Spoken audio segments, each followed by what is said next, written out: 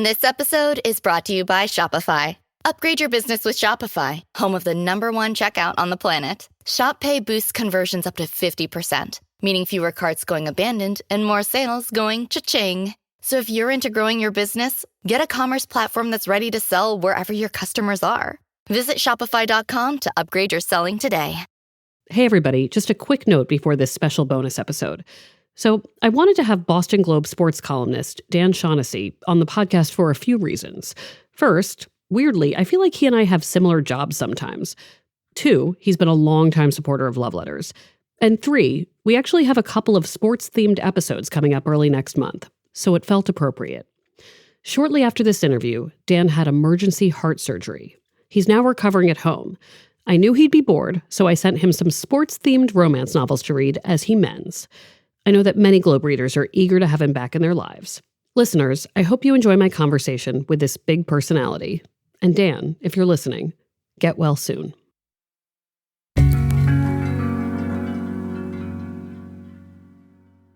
Hi, Dan. Hi, Meredith. All right, we're going to start with the easiest thing. Can you introduce yourself and your title?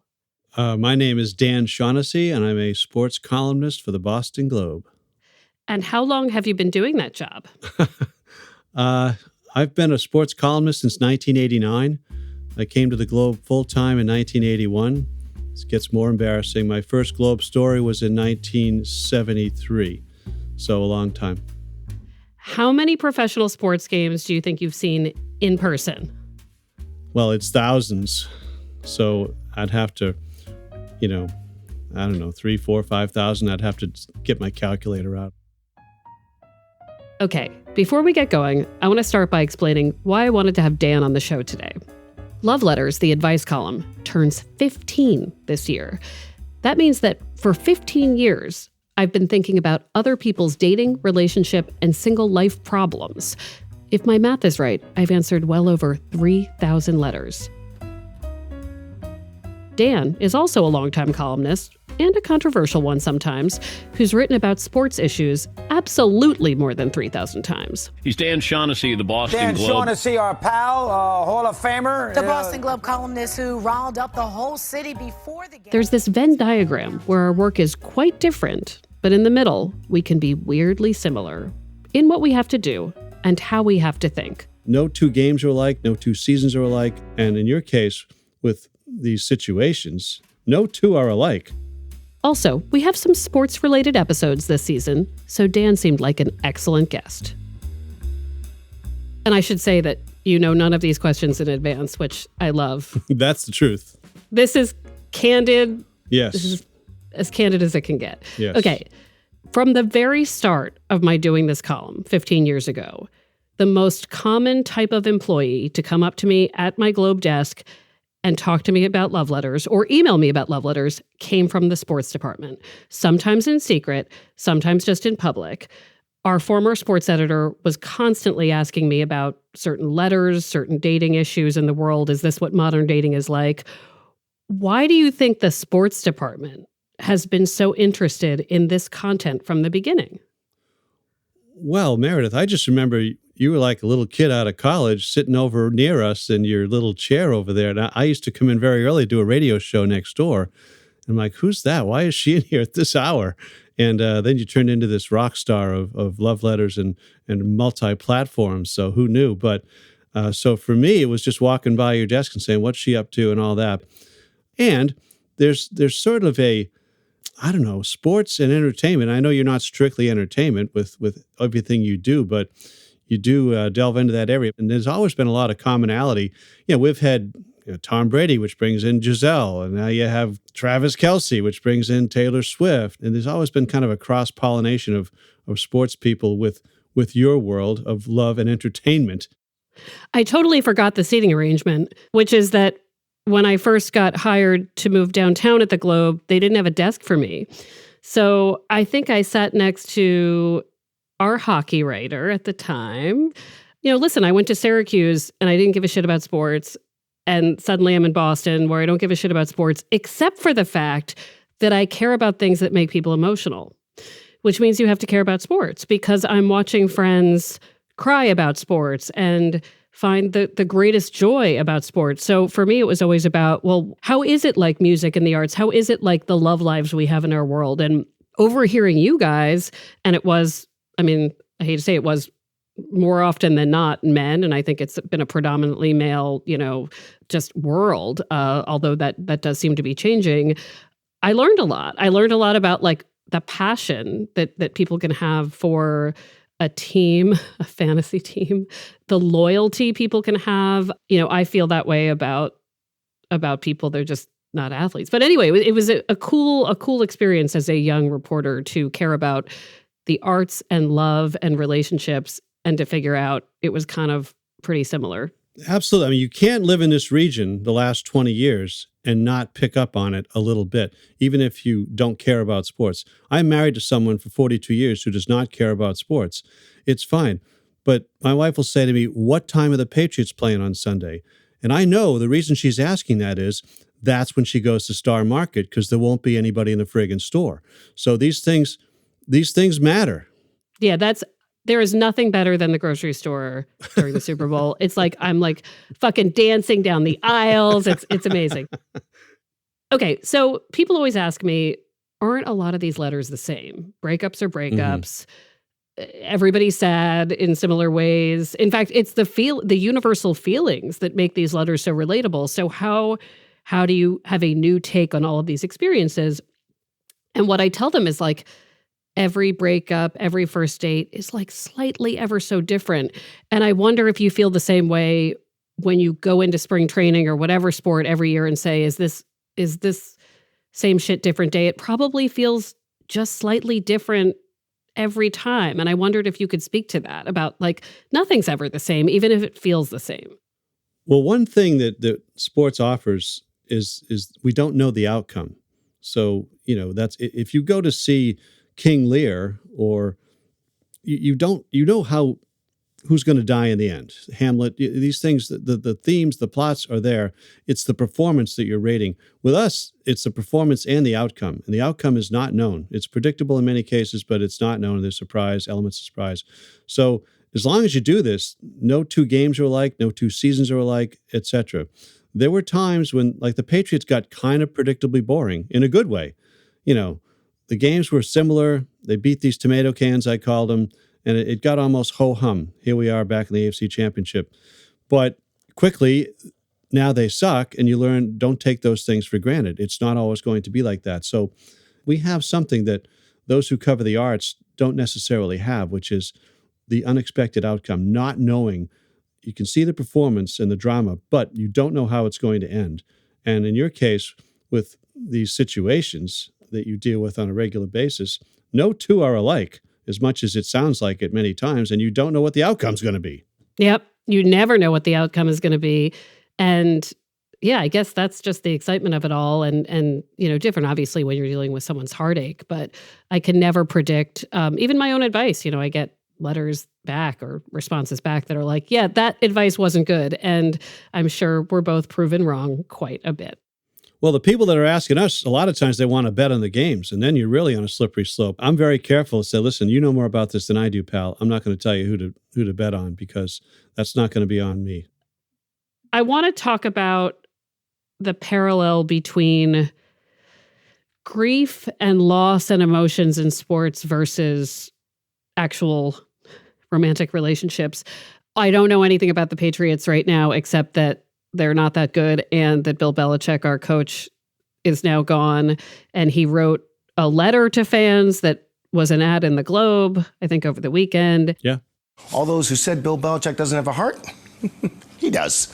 It reads, to Patriot fans everywhere, nowhere in America are pro sports fans as passionate as in New England. And for 24 years, I was blessed to feel your passion and power. And every time I read these stories or try to understand them and try to care a little bit more, I think, oh, this sounds like divorce. This sounds like the emotions involved in separation. This sounds like understanding when to let go. And I wonder what you think we can learn from these emotional ties we have to specific people in our sports lives, what we can learn about relationships from them. Well, this all came up a couple of weeks ago when they finally split. I mean, Belichick and Kraft were together for 23 seasons. That's a long time. At a press conference, Belichick said he and Patriots owner Robert Kraft mutually agreed on the decision.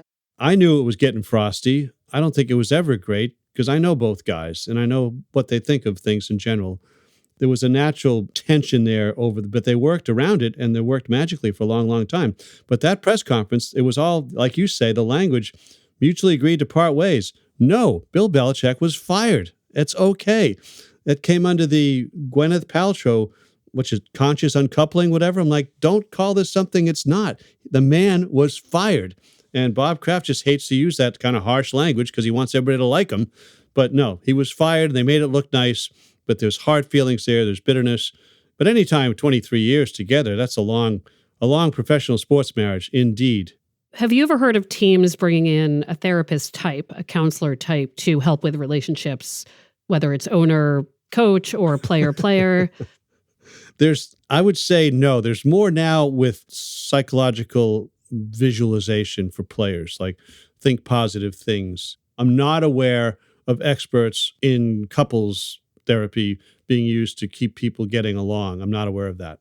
Because I feel like even though I'm not technically at all qualified to be a therapist, I could probably help. I feel like I'd be good at that. I feel like I could be sent in. I can't save the Patriots, though. After the break, Dan and I will get into some letters and Taylor Swift.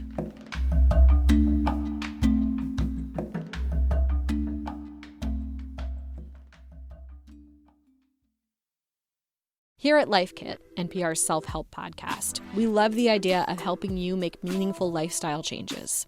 Our policy, don't be too punishing on yourself or too grand in your goals, which is why we've got shows on how to help you make little nudges to your behavior and create habits that stick. Join Life Kit to get the tools you need. Listen to the Life Kit podcast from NPR. This episode is brought to you by MeUndies. While MeUndies can't totally help your love life this Valentine's Day, they can offer you insanely comfy undies and loungewear to buy or gift. MeUndies has so many awesome Valentine's Day prints and styles. Plus, you can match with your partner, friends, or even your pets. This Valentine's Day, give the gift that'll keep them thinking of you and score huge site-wide savings at MeUndies.com/Spotify. That's MeUndies.com/Spotify. MeUndies. Comfort from the outside in. All right. I hesitate to talk about The Thing because The Thing is so overexposed, the Taylor Swift of it all. But wow, like this seems very different in terms of interest than when Gisele Bündchen was, coupling up with Tom Brady in the beginning. Like it's Taylor Swift, so it's like kind of like it's just the biggest thing that can happen. But I am having people pay attention to football in my life who like cannot tell you one thing about football. Have you ever seen anything like this? Well, again, I read a lot, and when I was a child, I was aware that the former great ball player Joe DiMaggio had been married to Marilyn Monroe. Romance that thrills the world. The marriage of Marilyn Monroe and Joe DiMaggio attracts a record crowd to the San Francisco court where the ceremony is performed. Congratulations in which all movie lovers and baseball fans join. That's the only thing comparable in American sports entertainment to what we're seeing here. He was no longer a player at the time that he was married to Marilyn Monroe. So she was kind of not more famous necessarily, but doing her thing. And there's the famous story, when they were married, they were on tour, and at the request of the president, went overseas to entertain the troops and came back and said, "Joe, you've never heard such cheering." And he said, "Yes, I have." And I as soon as this thing started with Taylor Swift, I wrote that story. It's an famous old story. And of course, in this case, it would be, Taylor Swift is much more famous than Travis Kelce. And with the DiMaggio Monroe thing, it was a little more equal fame at that particular time. And of course, it was in the 1950s. So you didn't have the reach of what we have today with global platforms and social media and access to everything the way people do. So that's the only thing close to what you're talking about. But there's nothing that equates with this. Are you a Taylor Swift fan? I don't know. I couldn't pick out one of her songs. People say, "Oh, you'd recognize it." Well, I believe if they say it, but I don't know any of her songs. And I know I'm seeing all these headlines and they are her songs, but I don't know the song. I'm glad she was Person of the Year. I love when they cut to her on TV during the games. Anyone who has a problem with this, has a problem more than this. I mean, they've got a problem. So this is great, in my view. Okay. This question actually comes from Jesse, who is holding the microphone by your face so valiantly.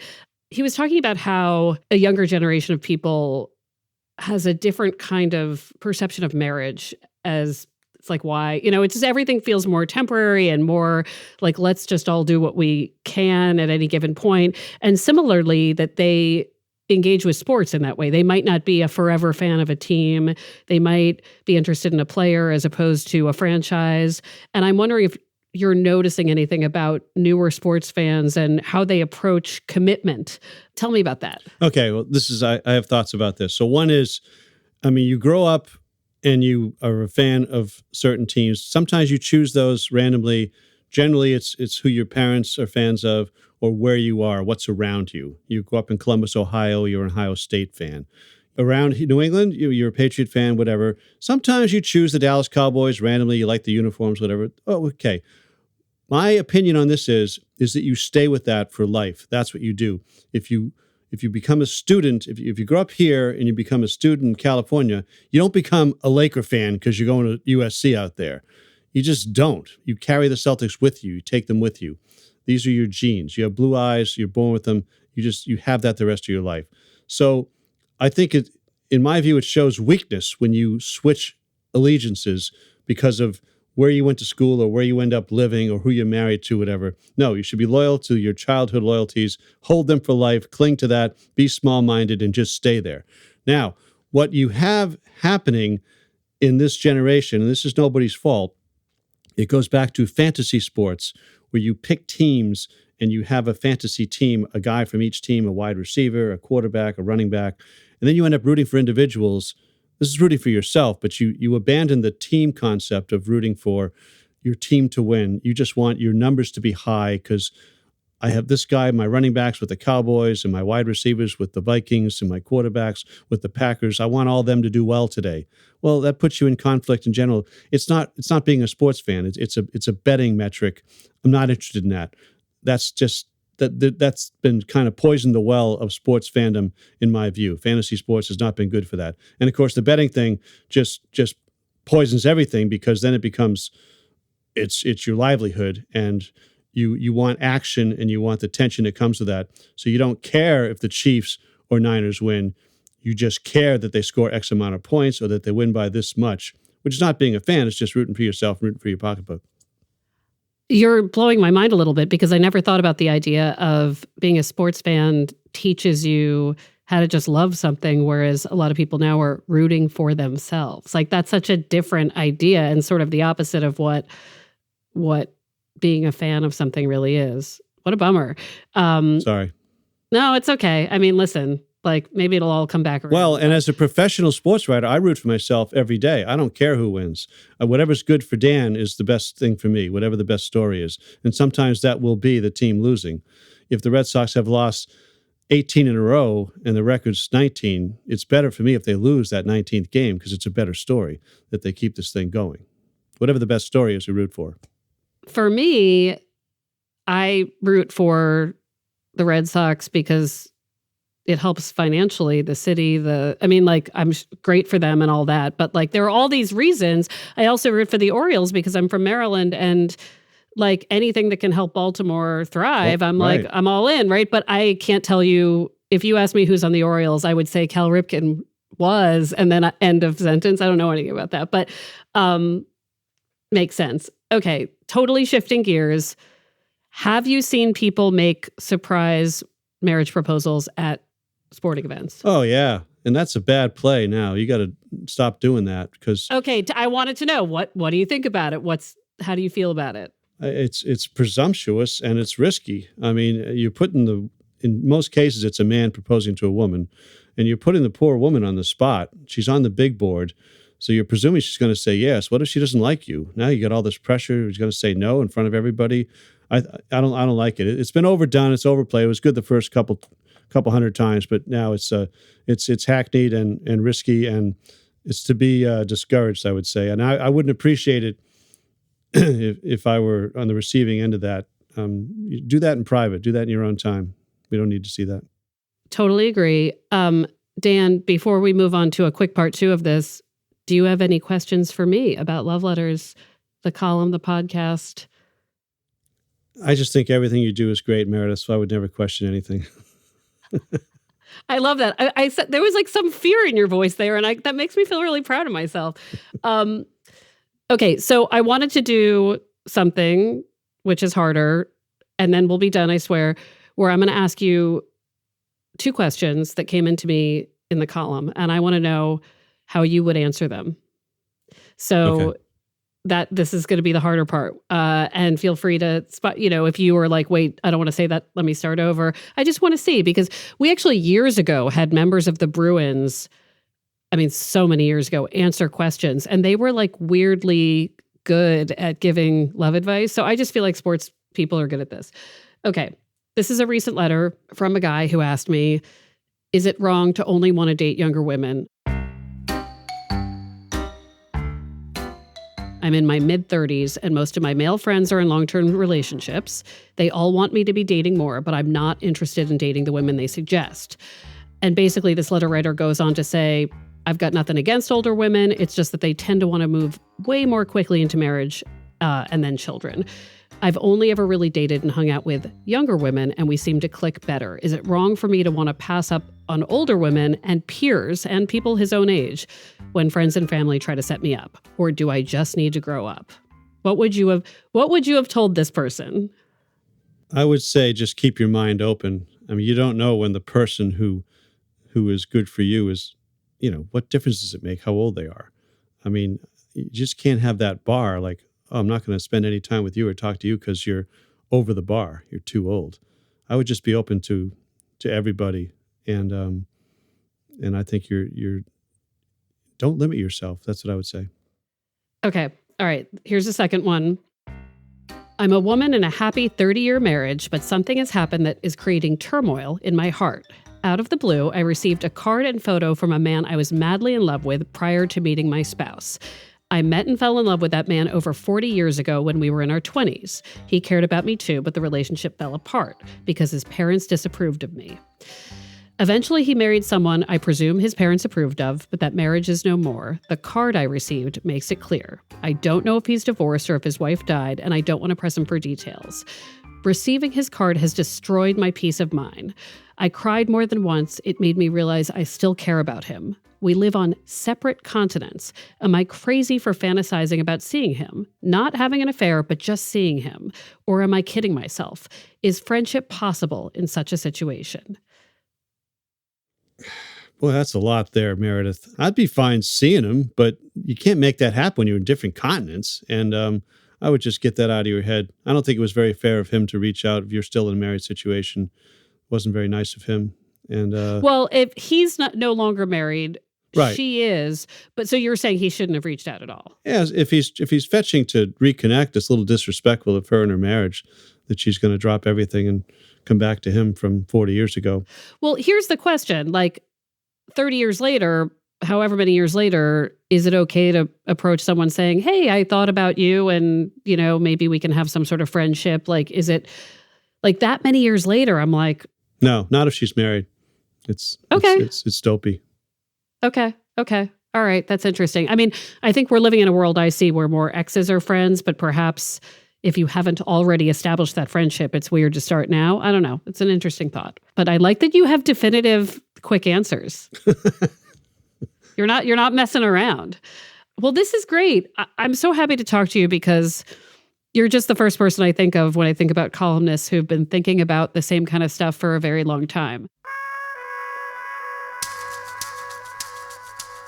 And I would argue that we're not stagnant in our interests. We are dedicated and loyal to our interests.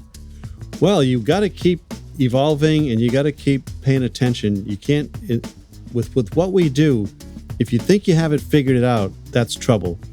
I just think you always have to be kind of on the edge that it could all go away and you want to keep getting better at it and keep pursuing it and don't think you can fall back on everything you've learned or know. It's a fresh sheet of ice every day.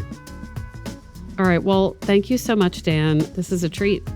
This is different, Meredith. Enjoyed hanging out here with you for a little bit. Appreciate it. Love Letters is a production of the Boston Globe and PRX. Today's episode was produced by Jesse Remedios and Scott Hellman. Ned Porter does our audio mixing, sound design, and mastering. Maddie Mortel does our audience engagement. Special thanks to Linda Henry. Our music is from APM. And remember, Love Letters is also an advice column. Send a letter about your love problem to loveletters@boston.com. Dan will be happy to read it. We're online at loveletters.show. I'm Meredith Goldstein. Thanks for listening.